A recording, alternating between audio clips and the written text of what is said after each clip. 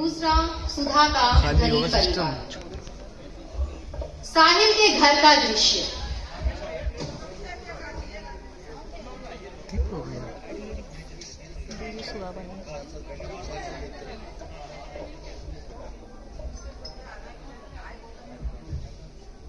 पापा पापा पापा, आज ना हमें स्कूल में एक गेम खिलाया।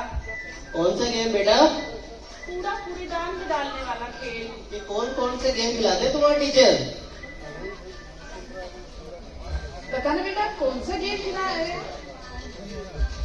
3 कचड़े के डिब्बे रख दिए, एक सबसे पास, एक सबसे दूर और एक सबसे दूर, और उसमें तीनों लोगों को एक एक करके कूड़ा डालने को बोला। बताओ, ये भी कोई गेम होता है? समझ नहीं आया। छोड़ो ना कूड़ा कूड़ा, वैसे भी हमें क्या। सुधा दोस्तों के साथ खेलते हुए सुधा के आंगन का दृश्य। अरे मीरा, मनोज, जल्दी आओ, तुम्हें एक गेम सिखाऊं। हाँ सुधा, आते हैं। ये लो मनोज, ये लो मीरा। क्या करें इसका? अरे रुको तो, तुम यहाँ खड़े हो जाओ। मनोज, तुम यहाँ खड़े हो जाओ और मैं यहाँ खड़ी होती हूँ। चल मीरा, तेरी बारी। ये गया। चलो अब तुम्हारी बारी। मेरा भी गया। चलो अब मेरी बारी। मुश्किल ही गया। अरे सुधा, अब इसमें क्या? अरे हमारे गुरुजी ने बताया था कि समाज में शिक्षा की भी यही सच्चाई है। कुछ लोग शिक्षा के बिल्कुल पास होते हैं, जिन्हें आसानी से शिक्षा मिल जाती है। कुछ लोग बीच में होते हैं, जिन्हें संघर्ष करके शिक्षा मिलती है। लेकिन कुछ लोग होते हैं सबसे पीछे, जिन्हें शिक्षा पाने के लिए बहुत कठिनाइयों का सामना करना पड़ता है। अरे सुधा, कुछ समझ नहीं आया। अरे हमारे गुरुजी ने बताया था कि अगर समाज में हर बच्चे को इसी तरीके से शिक्षा मिले, समानता से शिक्षा मिले, तो ये देश बहुत तेजी से आगे बढ़ेगा। मैं तो खूब पढ़ूंगी और अपने माँ बाप का नाम रोशन करूंगी, बिल्कुल बाबा डॉक्टर साहब अम्बेडकर की तरह। आओ नमन करते हैं। हाँ सुधा।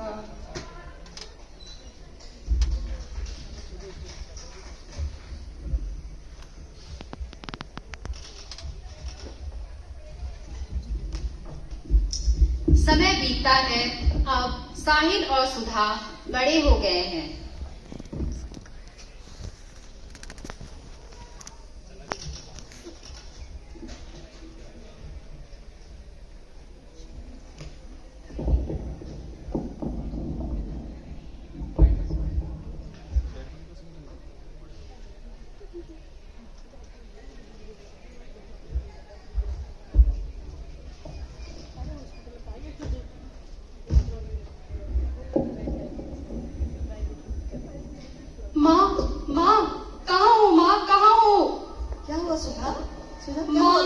माँ मैं नहीं कर पाई। माँ मैं नहीं कर पाई।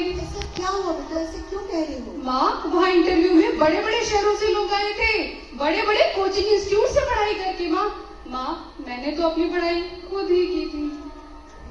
मुझे तुम पे विश्वास है, तुम जरूर कर लेगी। वैसे भी कोशिश करने वालों की कभी हार नहीं होती। हाँ माँ, सही कहती हो। आओ माँ, नमन तो कर लो।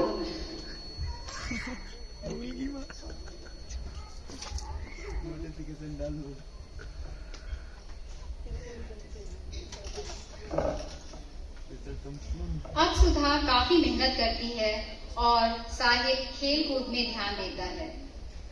कुछ समय बाद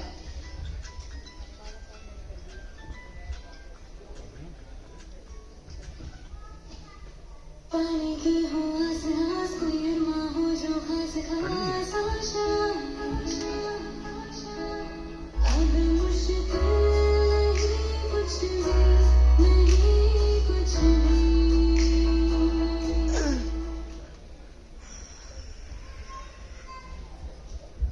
और साहिल खेल कूद में ध्यान देता है। साहिल बड़ा लिखा है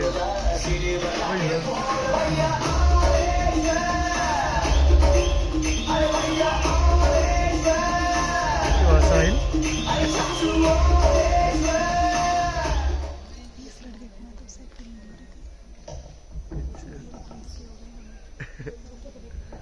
साहिल तगड़ा बड़ा है। सुधा के घर का दृश्य।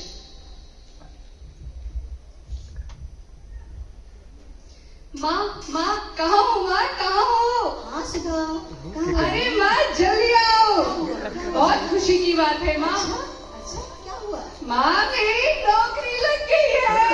ये तो बहुत ही खुशी की बात है। हाँ कि तुम्हारी मेहनत खुश कर दी। बेटा। हाँ माँ मेरी मेहनत लाई, लेकिन ये देन है बाबा साहब अम्बेडकर की। उन्हीं की वजह से इतने बड़े पद पर आ पाई हूँ। चलो नमन करते हैं। हाँ माँ हाँ, उनका नमन तो बनता है। उनकी वजह से ही तो आज हम सब यहाँ पर हैं, वरना मेरे जैसे बच्चों को कहाँ ऐसी जॉब मिलती माँ। सही कह रहे हो बेटा। साथ ही साहिल के घर का दृश्य। साहिल का बाप भी मस्त है ना।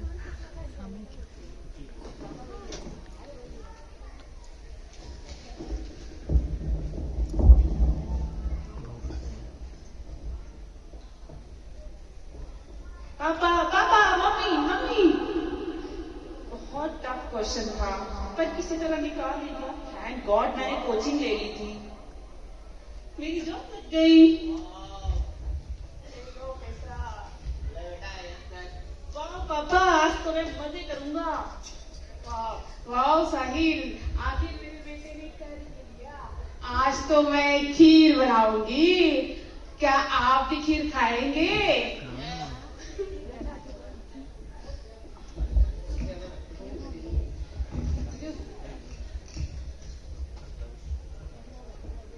यूपी में मालिक द्वारा पानी नहीं दिए जाने पर एक मजदूर द्वारा कुएं का खोदना। जाने कौन कौन सी न्यूज डाल देते हैं लोग। अच्छा ये भी तो न्यूज है। एक वो देखो, यूपी में दलित दूल्हे को घोड़े से उतार कर बारात पर पथराव किया गया। बताओ। छोड़ो ना पापा, क्या ये खबर बबर, वैसे भी हमें क्या। निकलना था।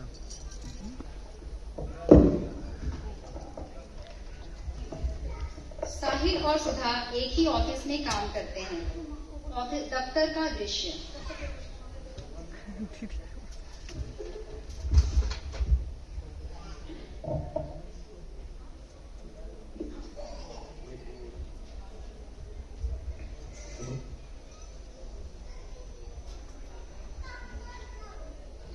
अरे सुधा क्या बात है, आप तो बहुत टाइम से आ गए, आप तो बहुत पंक्चुअल हो। बैग तो पड़ेंगे। आने दो, हम तो उतना ही काम करेंगे जितना हमें करना है। हम क्यों करें ज्यादा काम। वैसे भी सहारे की लाठी से ही तो आए हैं यहाँ तक। सुधा उदास हो जाती है। सारे बैठा सारे। सुधा के घर का दृश्य। सुधा, सुधा उठो, ऑफिस नहीं जाना क्या? उठो सुधा। मुझे नहीं जाना ऑफिस। अरे माँ क्यों बेटा? मुझे नहीं जाना ऑफिस। क्यों बेटा, क्या हुआ? वहाँ ऑफिस में लोग तरह तरह की बातें करते हैं माँ, कास्ट को लेके, पोजीशन को लेके। मुझे नहीं जाना माँ ऑफिस। अरे तुम इतने में डर गई? अरे लोगों का तो काम ही होता है कहना। सोचो हमारे महाराज ने क्या नहीं झेला होगा, लेकिन उन्होंने हिम्मत नहीं हारी ना। हाँ, और एक बात हमेशा ध्यान रखना, इंसान का धर्म बदल सकता है लेकिन जाति नहीं। जाति हमेशा उसके साथ चलती है। और वैसे भी देखो, डॉक्टर बाबा साहब अम्बेडकर ने कहा है, हमें हमेशा अपना कर्तव्य और कर्म करते रहना चाहिए, चाहे सफलता मिले या ना मिले, चाहे हमारी प्रशंसा हो या ना हो। हाँ माँ सही कहते हो, सही कहते हो आप। समाज का निर्माण परिवार से होता है और परिवार का निर्माण लोगों से। जब तक घर में ये सीख नहीं दी जाएगी कि कोई ऊंचा नहीं, कोई नीचा नहीं, कोई बड़ा नहीं, कोई छोटा नहीं, तब तक ये समाज ऐसे ही चलता रहेगा।